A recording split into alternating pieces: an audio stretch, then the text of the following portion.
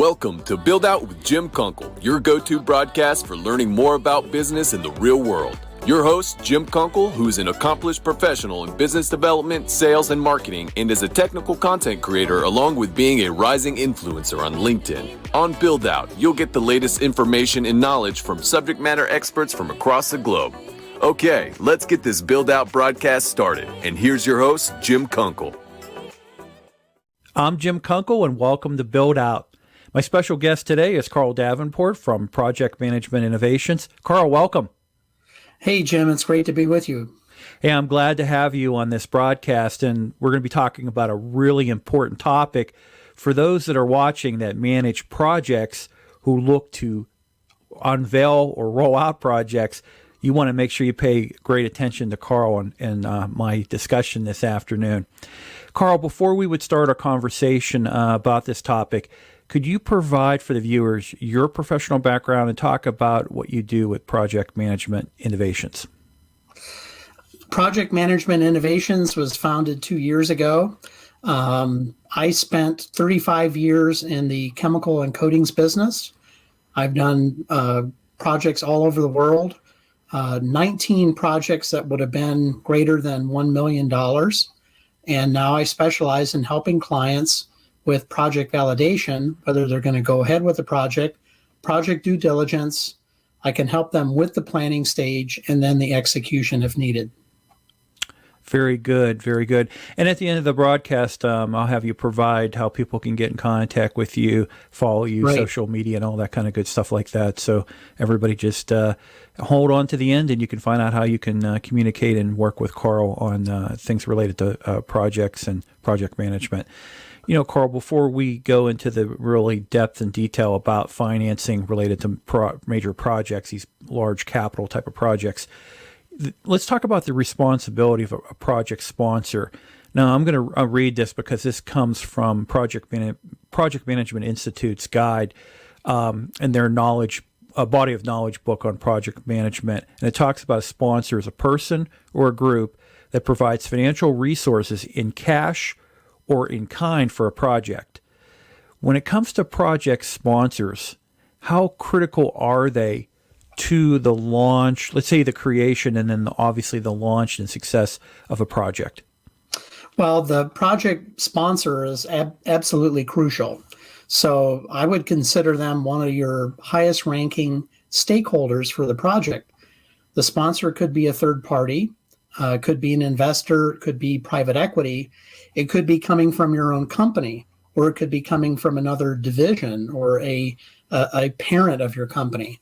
So they're going to be involved in the project all the way from beginning to end. And it's important, that relationship cannot be overstated. It's absolutely crucial. So the role of a project sponsor, as much as it is about project financing, it's also really in establishing a project charter. And I've been involved in projects, and you've actually have done so much more related to projects and rolling them out and development and due diligence and everything like that. What is the definition of a project charter? This is the first I've ever heard of that terminology. Well, we're getting into semantics. There's nothing wrong with the word charter, but I would translate that as vision. Okay. And I think what it says there is there's nothing more important than the financial perspective except for the charter, which is the vision. So if there's not a fiscal success criteria in the vision for the project, that could be a serious problem. You have to define the success criteria. So that's how I would translate that, I guess in lay terms from the Project Management Institute. It is the vision, and that is the number one crucial factor. Yeah, I'm used to, when you have a mission and a vision related to a project, I guess it's a fancier way of calling it by calling it a project charter. It makes it sound a little bit more important for everybody to pay attention to. The most critical element, and we talked about related to the financing of it, before you really kind of kick off a project, and I know you and I have had discussions related to due diligence and project management concepts. Financing, is it really something that you want to really try to get a good understanding of first before you even consider rolling out all the work that goes into designing a project? Yeah, absolutely. I think it's crucial. So I agree with Project Management Institute. I would break it down into even simpler terms. You have preparation for a project, and then you're going to have the execution part. So in that preparation could be a validation. And as it comes to finance within the validation, what is your threshold budget? In other words, and you're going to have to look at the fiscal success criteria, which gets into another term that we'll cover later, right? But that's the return on investment. So what are you willing to spend? What is the total quantity of funds that you can get to support your project? So I think that has to be done at the validation stage. If there's no return on investment, or you don't have the funds for your project, you're basically stuck. There's nowhere to go until that milestone is known. Yeah, then that's an important element of it, because a lay person might think with a project, you come up with this great concept, this great idea, and you say, okay, in order for us to launch this, we need X amount of money. But really, when it comes to the financing, it's not just getting and collecting a pool of money and then taking expenses out of it. It's really looking at it as an investment opportunity for either internal for a company, or if you're going to go out there and you're going to look for external sources of financing, or as it said earlier in that definition, in kind. There might be some trades and things that are done in order to really roll out a project. You have different factors that you have unveiled through your firm, and you've done videos on these different factors related to projects. And the one that really comes to mind right now for me is your financial capability. I think you call it factor number 3. Can we go through that concept and talk about that factor? Absolutely.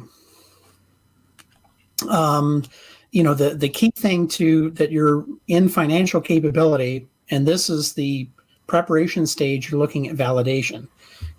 What is that threshold budget? What's a number that's there that I'm not going to exceed?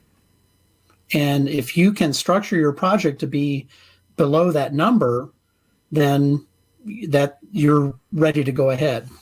One of the things that I see within that is knowing your resources. So there's other factors that affect that financial capability.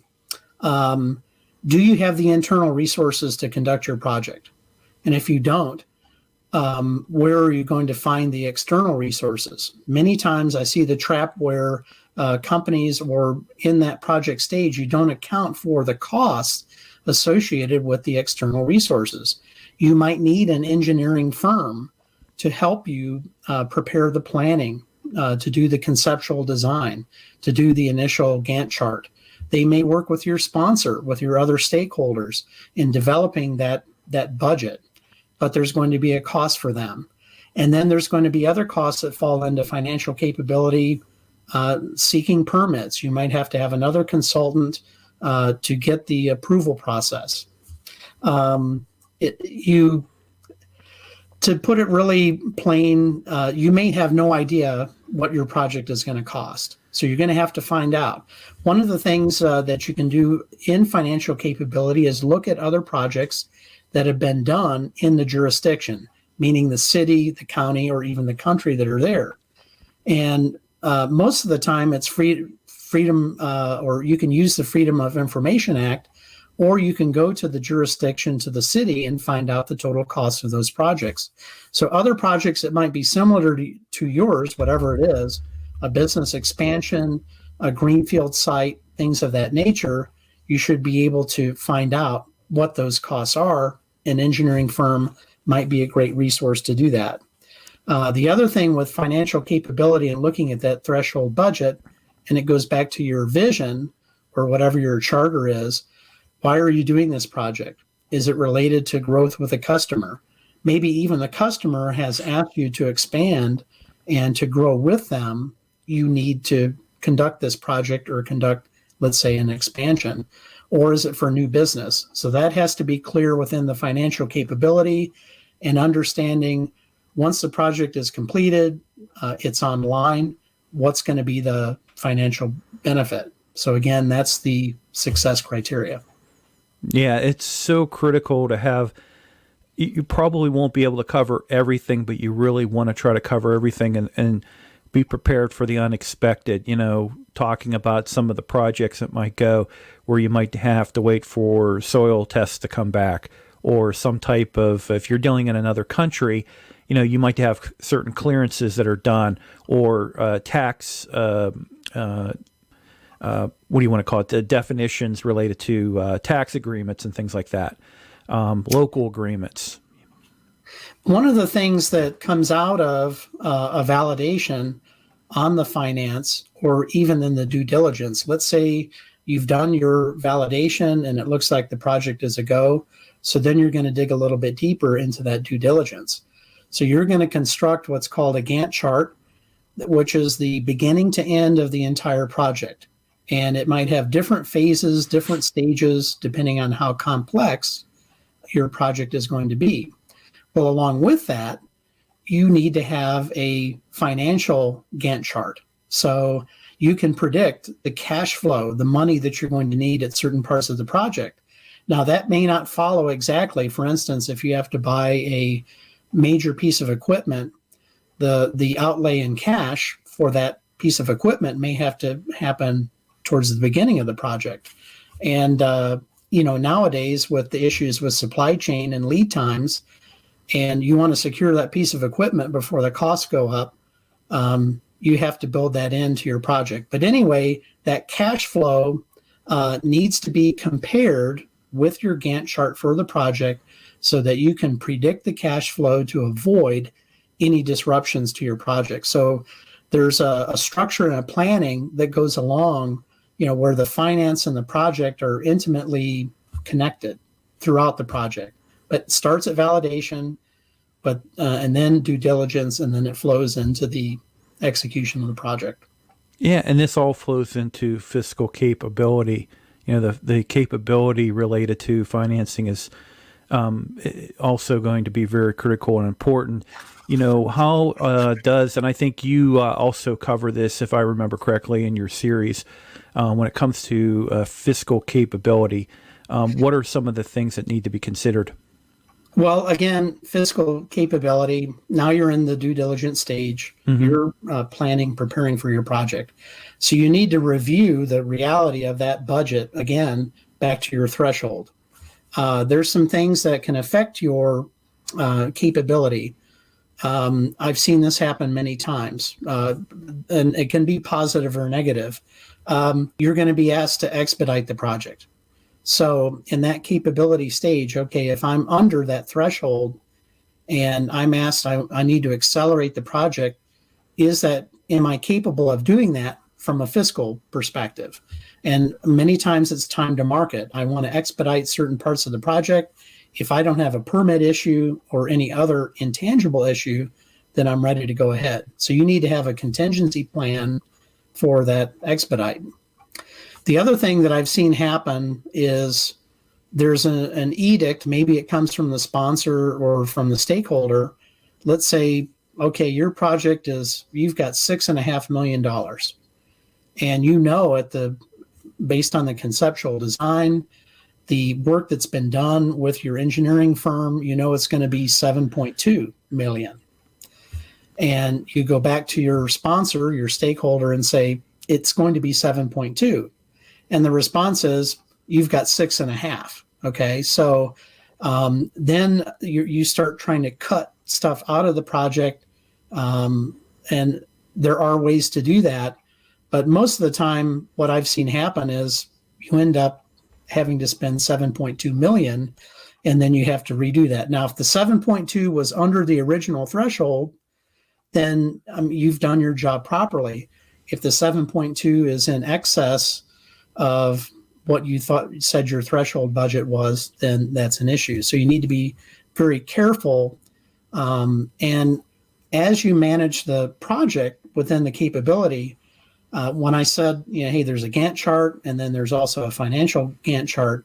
Well, there's a communication. It depends on the complexity of the project, or it depends on the preferences of those stakeholders. The sponsor may want to know everything that's going on. Maybe they don't. So you need to decide on who is going to call the shots on change control within the project. That might involve the stakeholder. So again, getting back to the Gantt charts, there might be meetings that happen on a routine basis. It might be a weekly meeting. It might be a monthly meeting. And that would involve the finance, if it's part of the engineering firm or your sponsor, then there is clear communication on the status of the project, what's happening, if there's any issues, and you have that hierarchy or plan for change control, who approves, if it's a budget overrun, who has the approval to do it. And then you want to make sure that as much as possible during the project, the last thing you want is a problem with the financing of your project. You want to try to keep harmony. You may have 10 to 15 different moving pieces within the project, but your general contractor, whoever is purchasing the equipment, things of that nature, there has to be harmony. If the money runs out or we didn't plan properly to have the cash flow available at a certain part of the project, you might have some contractors or subcontractors just sitting there doing nothing. And then you have to overcome that obstacle as well. So as an expert in projects and project management, and I know the sectors that you were involved in, when you're looking, let me give you a good example. The American banking system has to go through stress tests. And these are basically financial stress tests to make sure that they can withstand and handle certain types of stresses in the systems. If you work in a critical industry, and I'm trying to think of one like a defense contractor, and you're working on a major project, you will have a level of funding that will probably come in from the government, but then also to yourself, you're investing a lot of your capital into this project to be able to make it a success. For projects, is yours typically related to fiscal capability? Any stress test that could be done, scenarios that could be done for, good. What I recommend that you do is you have a risk management plan.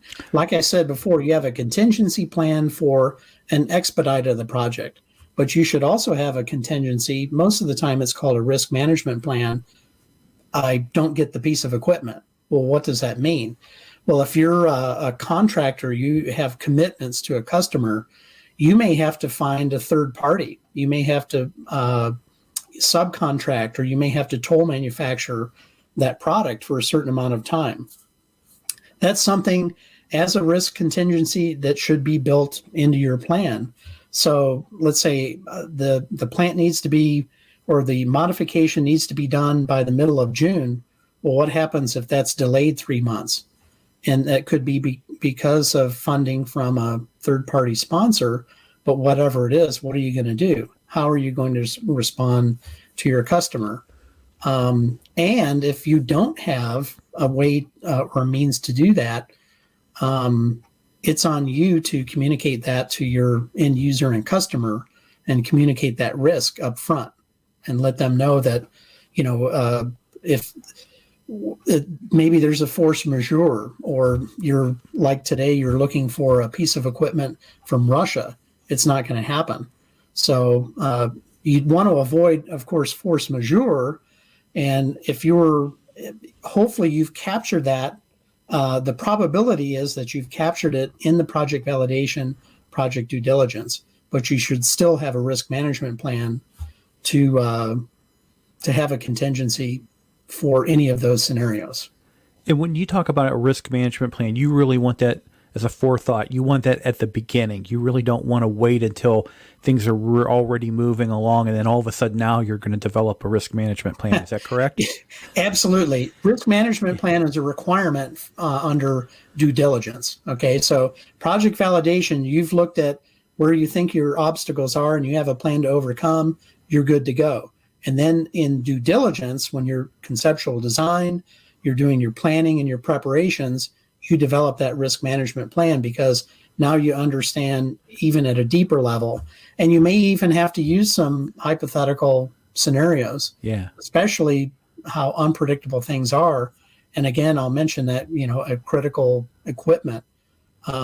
Even 3 years ago, I had a project delayed because of the type of light bulb that was required, and it was LED lighting. So we just had to wait an additional month until the lights were actually available to install them. That's not a big deal. You keep the existing lights in before you take them out. But there could be other issues. Anything that's going to affect the potential customer as part of the project, you got to have a risk management plan. Yeah, if I'm going to be a third party financing a project, or I'm going to be the customer working with my supplier, I'm going to want to see that. If I'm going to be investing some of this money, I'm going to want to see that risk management plan up front, Yes, along with the rest of the other details related to the project, so that I can understand step by step. Like you said, there might be things that become very apparent, or sole sourcing from one particular region. What happens if something were to happen in that region, or the unexpected. The pandemic was a good example of that, where really no fault to anybody other than the whole system's really kind of going into quarantine. It really put a stress in the distribution, the manufacturing, the raw materials, and we're still dealing through that. And the one big thing I know that affected or impacted a lot of companies was the cost of shipping, where you had, shipping containers, I believe that, went, I don't know how many thousands of percent up in cost. I mean, I think last I saw, I think there's still $20-some thousand plus just for a shipping container. So it's super, super expensive, even still today. Yeah, that's true. Even in today's news, the Shanghai port, they say it's operational, but the backlog is skyrocketed. And then a backup would be, well, I'll send it in by air. Well, there's no flights going in. So there might be freighters, but then again, then you're going to have to catch the freighter, and it's going to be additional cost. So, what happens is many companies, as part of their business continuity, they'll set up another option, or they'll have an alternative source of supply. We're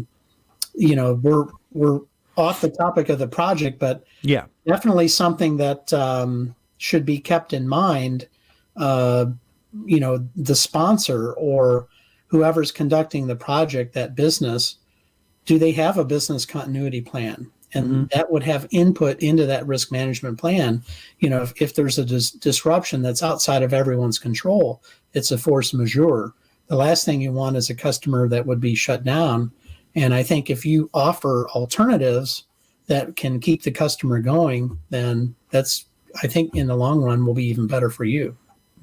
It will be more better for you in the long run. There's no doubt about that. And the reason why I kind of threw this out here, the next topic I really wanted to talk with you about is related to cost management for projects.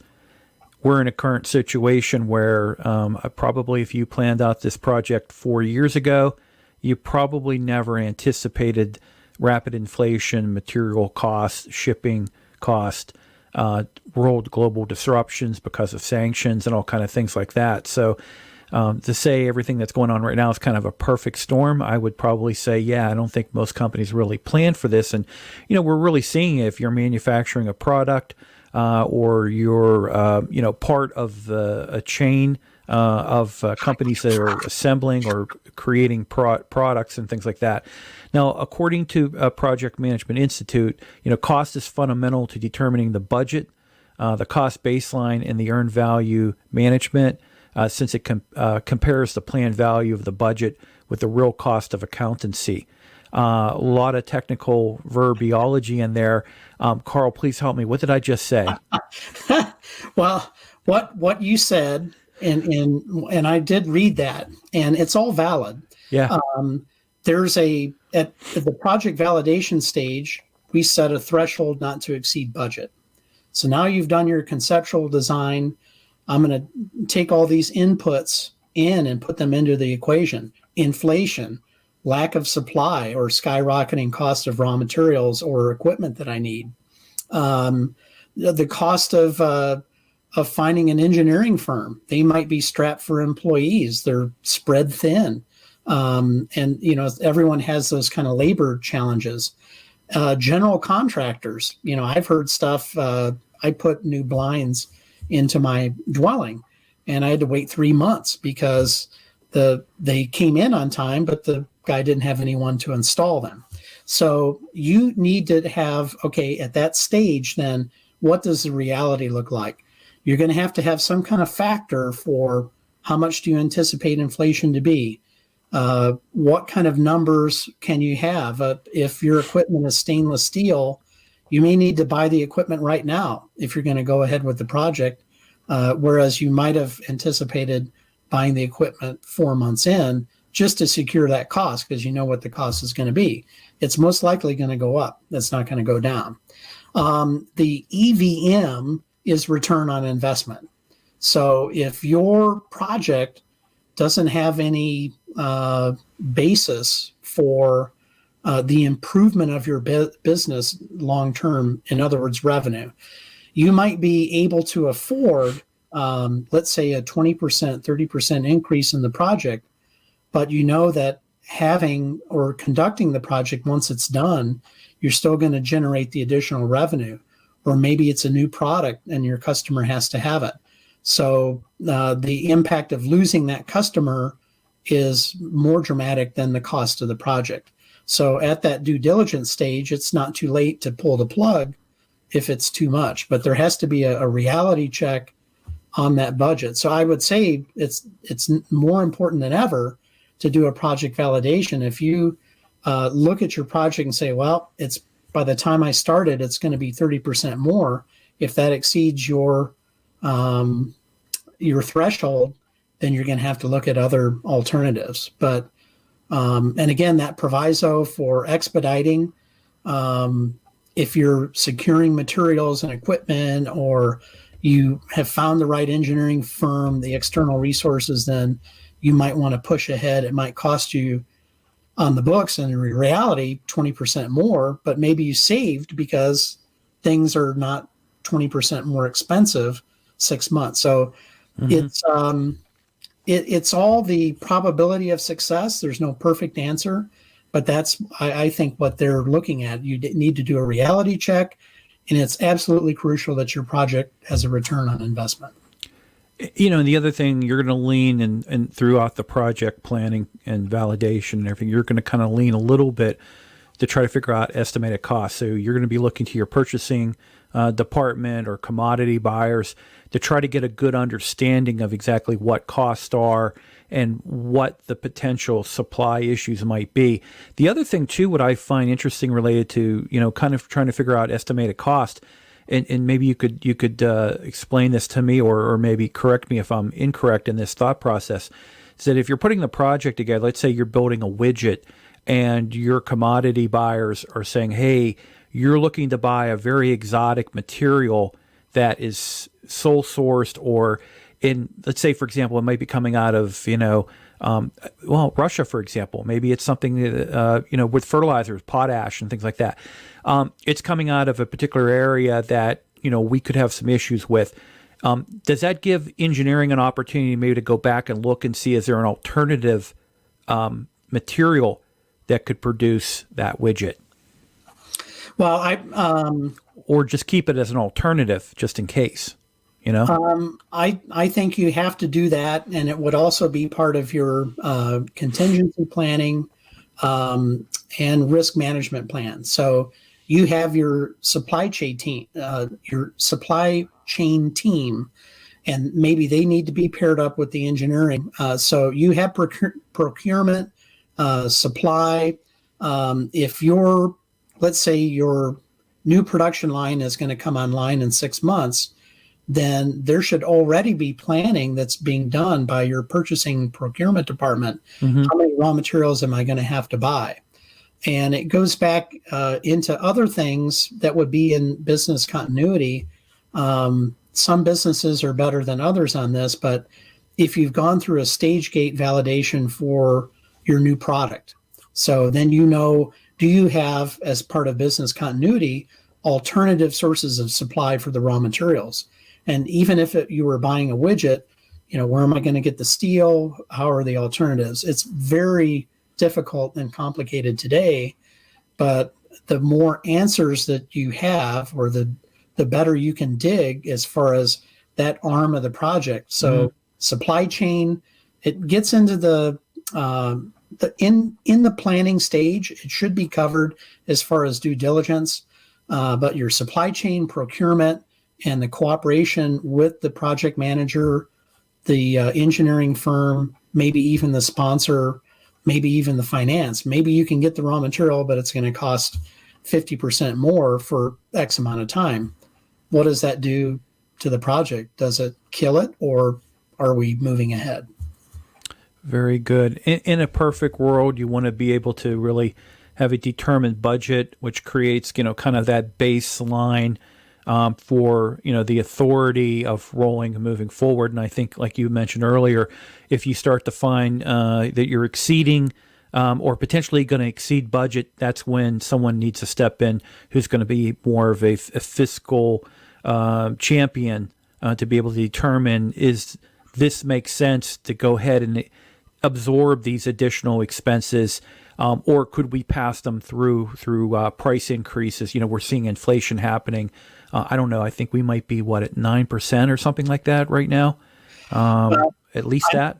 I don't think we know, but it's definitely a sign that there's going to be higher interest rates, and it'll take it a while to get it under control. Mm-hmm. So let's say it's going to be 10% or more, or you could probably use modeling back from the late 70s into the 80s to do that and extrapolate. But to your point, we covered earlier, you have the Gantt chart for your project, and then you have another Gantt chart as it relates to the cash flow and the fiscal outlays. So what I would envision right now, that weekly meeting or daily meeting, or however the interval of time, is going to cover that aspect. There's going to be another part of that meeting where you're going to be covering the costs, what's happening, if it gets down to raw materials for the project itself or for the product later on, and try to get ahead and have a clear vision on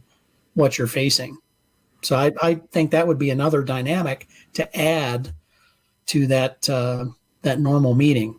All the stakeholders, that's your supply chain, procurement, your sponsor, the finance team, the project manager, the contractor, the subcontractors. They have to be working in concert as best as they can. Yeah, it's all about really, controlling the cost. If you can control the cost, you're going to have a little bit of a predictive outcome.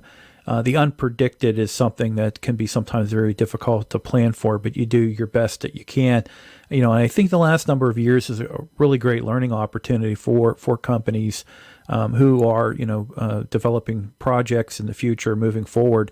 And someone earlier had pointed out to me too, you go back 10, 15, 20 years ago, the prices that we were paying for certain products, goods, and services, we're paying a lot more for that. So, there's always room. And, when we talk about inflation, if it's out of control, it is very much problematic.